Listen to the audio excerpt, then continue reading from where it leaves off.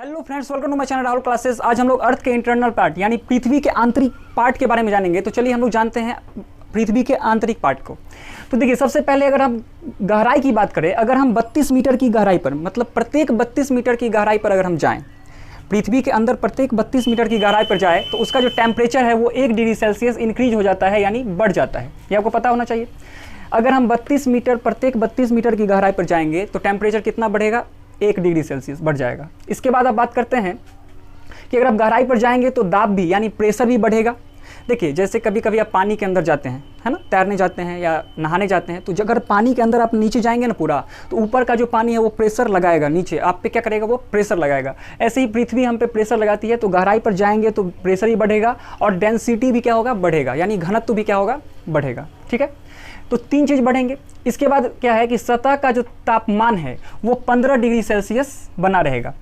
पृथ्वी का जो तापमान है वो 15 डिग्री सेल्सियस क्या होता है? बना रहता है। अब चलिए कैसे होता है देखिए, समझिए। जैसे कि सबसे पहले एक हम पृथ्वी आपको बनाते हैं।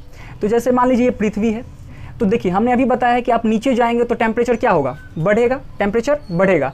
तो यहीं से आपका ज्वालामुखी फटता है, यहाँ से मैग्मा निकलते हैं, मैग्मा ऊपर जाकर लावा बनता है। ये सब ज्वालामुखी के चैप्टर में पढ़ेंगे। लेकिन आप इतना समझिए कि यहाँ से क्या होता है? गर्मी बहुत ज़्यादा होती है। गर्म मैग्मा कितना गर्म होता है? तो आग का धधकता हुआ गोला होता है। तो यहाँ से जब वो निकलता है तो इसी कारण ऊपर वाला जो सतह है ये 15 डिग्री सेल्सियस हमेशा बना रहता है। पृथ्वी का जो ऊपरी सतह है, सरफेस है, पृथ्वी का जो ऊपरी सतह है वो हमेशा 15 डिग्री सेल्सियस ही रहता है। अब देखिए क्या है, कभी कभी आप गौर किए होंगे कि जब ठंडी का समय होता है तो ठंडी के समय में चापाकल से कैसा पानी निकलता है? आप बताइए, ठंडी के समय में चापाकल से कैसा पानी निकलता है? गर्म पानी निकलता है। आप गौर किए कभी? आप थोड़ा सा 3-4 बार हैंडपम्प चलाइएगा तो गर्म पानी निकलता है। और गर्मी के दिनों में अगर आप पानी चलाते हैं चापाकल से तो क्या निकलता है? ठंडा पानी निकलता है। ऐसा क्यों? ऐसा तो नहीं कि गर्मी के दिनों में पता कुछ इसमें कुछ लगा दिया हो, AC लगा, फ्रिज लगा दिया हो, ऐसा तो नहीं है। फिर भी ठंडा पानी क्यों निकलता है? चलिए समझते हैं। हम पहले गर्मी की बात करते हैं। किसकी बात करते हैं? गर्मी की।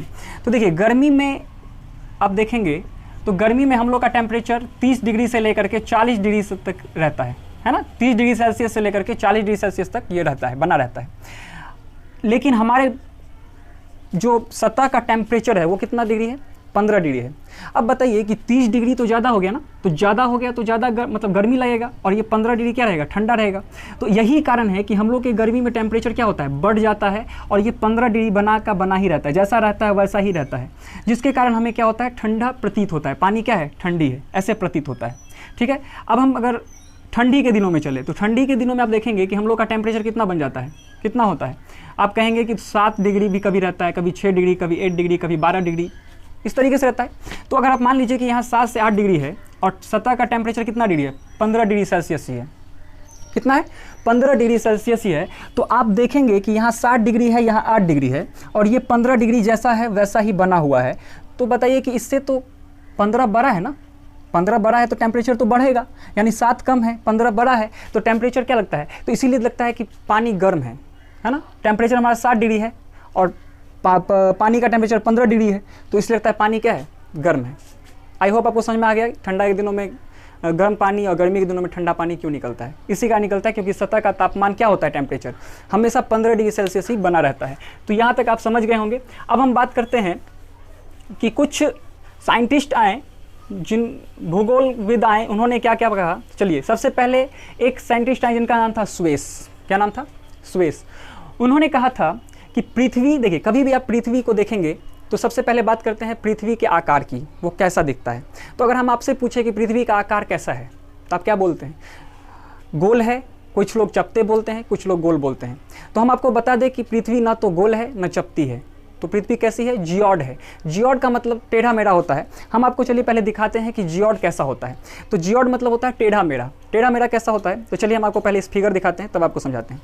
ये देखिए, आप इस मोबाइल में देख पा रहे होंगे कि इसमें पृथ्वी का आकार देख पा रहे होंगे। देखिए, देख लिए, ये पृथ्वी का जो आकार है वो आप गोल नहीं देख पा रहे होंगे, ये टेढ़ा मेढ़ा है।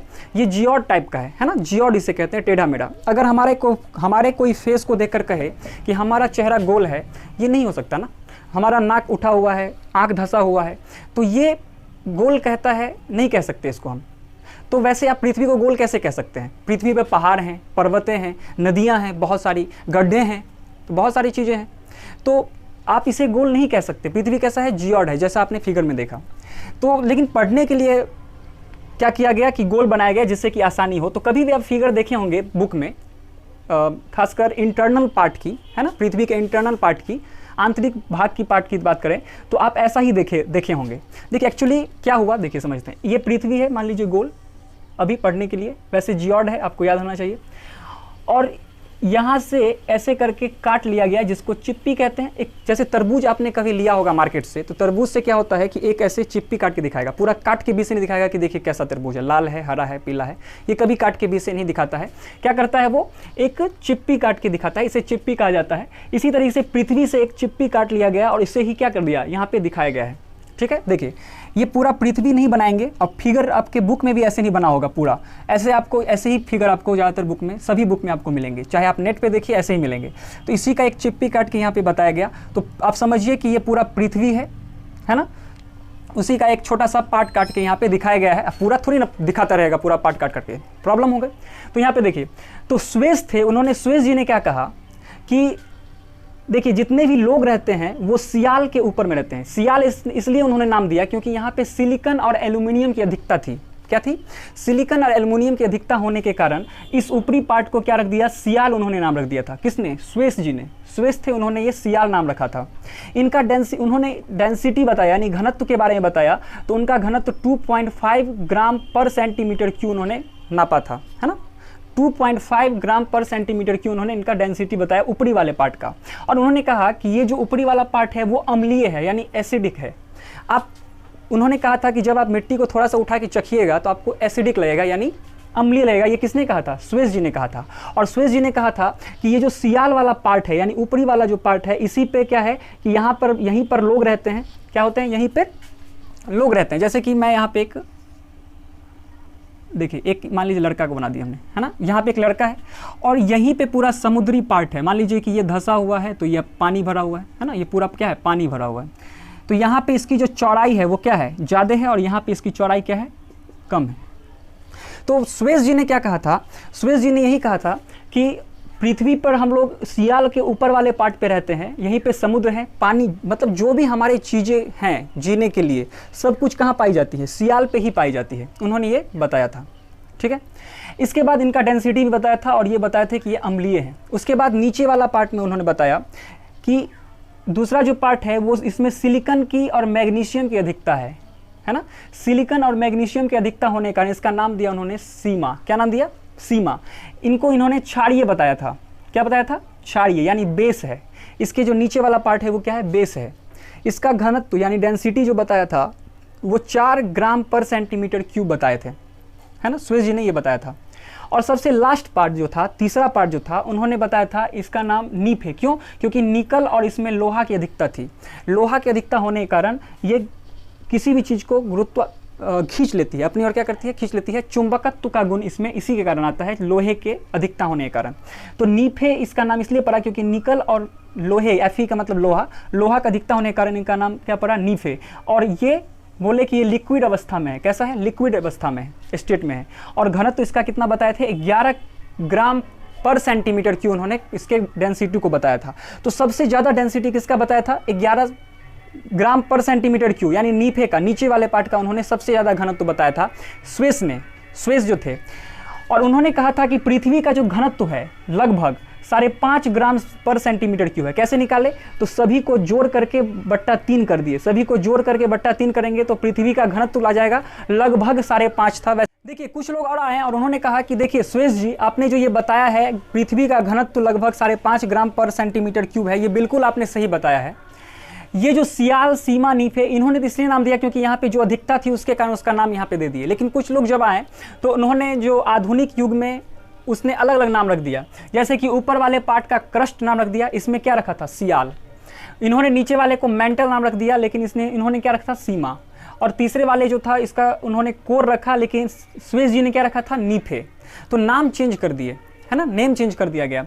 और उन्होंने कहा था कि देखिए सबसे बड़ा कारण था कि स्वेस जी ने कुछ लोगों को मौका दे दिया। अगर दुनिया में आप किसी को मौका देंगे तो आपको वो बहुत अच्छे से फ़ायदा उठाएगा।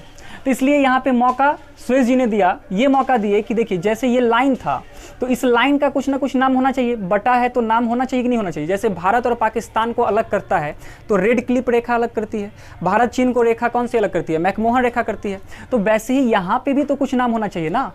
तो लोगों ने यही फायदा उठाया, तो इस पहले तो इसका नाम चेंज हुआ, जो क्रस्ट मेंटल कोर नाम रख दिया गया, और इसके बाद ये वाला जो लाइन है, ये वाला लाइन, इसका नाम रख दिया मोह असंबद्धता रेखा, ठीक है। इसके बाद जो नीचे वाला लाइन था ये वाला, इसका नाम रख दिया गुटेनबर्ग असंबद्धता रेखा। असंबद्धता रेखा को इंग्लिश में कहते हैं डिसकंटिन्यूटी लाइन। क्या कहते हैं?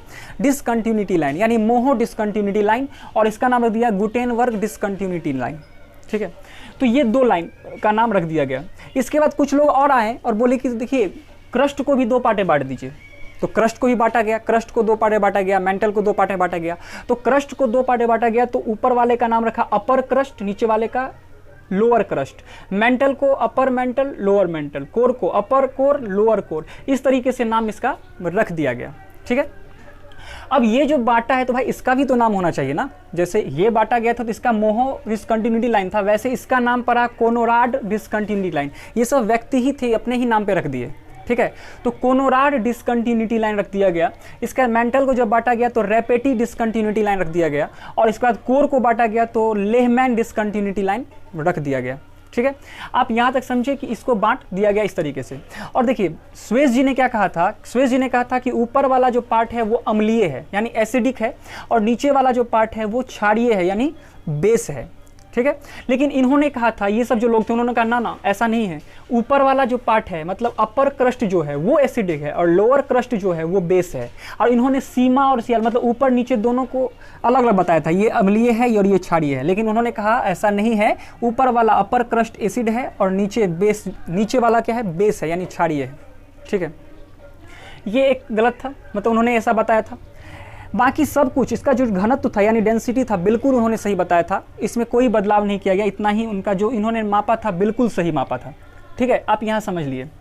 अब देखिए क्या होता है, इसे जितने भी हमें जीवन में रहने वाली चीज़ें हैं सब सियाल में पाया जाता है, या आप इसको क्रस्ट कहिए, सियाल बोलिए या क्रस्ट बोलिए, दोनों तो बात सेम ही है। एक सुएज जी ने ये बताया था और कुछ लोग आकर के ये बता दिए, क्योंकि देखिए इसमें 5 देखिए ना, 5 वैसे ही आपके पास दिख रहे होंगे लोग, तो आप इसका क्या नाम दीजिएगा। इसमें स्पेशली सुएज जी ने इतना थ्योरी बताया था, इतना चीज़ बताया था कि ऐसे ऐसे हुआ है, इसमें तो 5 लोग आके मिलकर बताएं, तो हम इसमें क्या बताएंगे। तो वैसे यहाँ पे बहुत सारे लोग आए थे।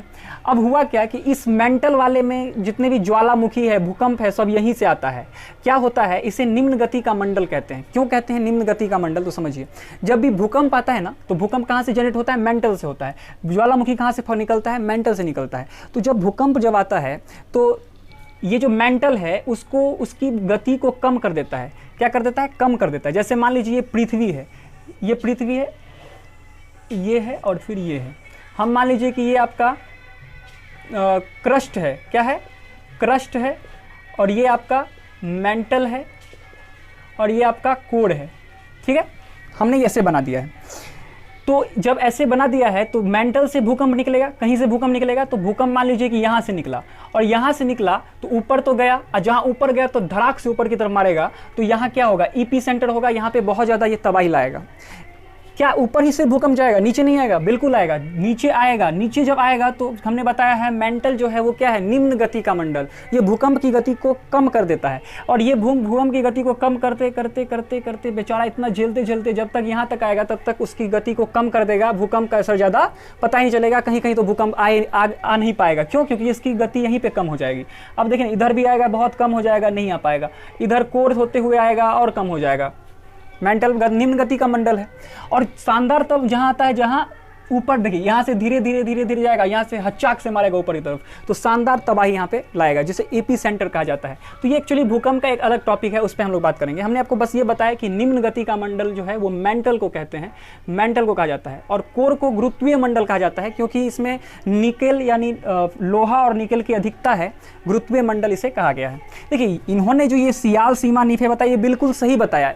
ये लोग कुछ अलग नाम रख दिए, ऐसा नहीं है कि ये गलत है, ये सही है। इनका ये लोग क्रस्ट, मेंटल, कोर नाम रख दिए। समझ में आ गया आपको। अब हम बात करते हैं, तो चलिए जानते हैं इसको। देखिए ये जो है आप यहाँ, ये क्रस्ट है, छोटा सा पार्ट दिख रहा होगा आपको, ये क्रस्ट, फिर ये मेंटल, ये कोर। क्रस्ट जो है ना ये मात्र 1% में है, सबसे छोटा पार्ट अगर है तो क्रस्ट है, 1% में ही आता है ये। इसके बाद आपका ये मेंटल है जो 83% में आता है। तो सबसे बड़ा पार्ट कौन सा होगा? मेंटल होगा। तो सबसे बड़ा पार्ट मेंटल है और सबसे जो छोटा पार्ट है वो क्या है? क्रस्ट है। और कोर देखिए, कोर 16% है, फिर भी तो ऊपर वाले से तो बड़ा ही है, ये 1 ही है, ये 16% है। तो हम लोग जिस पे रहते हैं, हम लोग एक्चुअली प्लेट पे रहते हैं। जब प्लेट आपस में टकराते हैं तब भूकंप आता है। तो हम लोग भूकंप के टॉपिक में पढ़ेंगे। एक प्लेट की जो चौड़ाई होती है वो लगभग 100 किलोमीटर होती है। सोचिए 100 किलोमीटर होती है ना। लिथोस्फीयर पे जितने भी प्लेट हैं सभी तैरते रहते हैं। तो ये सब हम आगे बात करेंगे। तो आपको ये समझ में आ गया होगा कि सबसे बड़ा मेंटल है 83%, सबसे छोटा 1% में जिसमें हम लोग रहते हैं क्रस्ट है, इसी में पानी है, इसी में सब कुछ है। अब हम अगले क्लास में बात करेंगे ये सब चीज़ों के बारे में।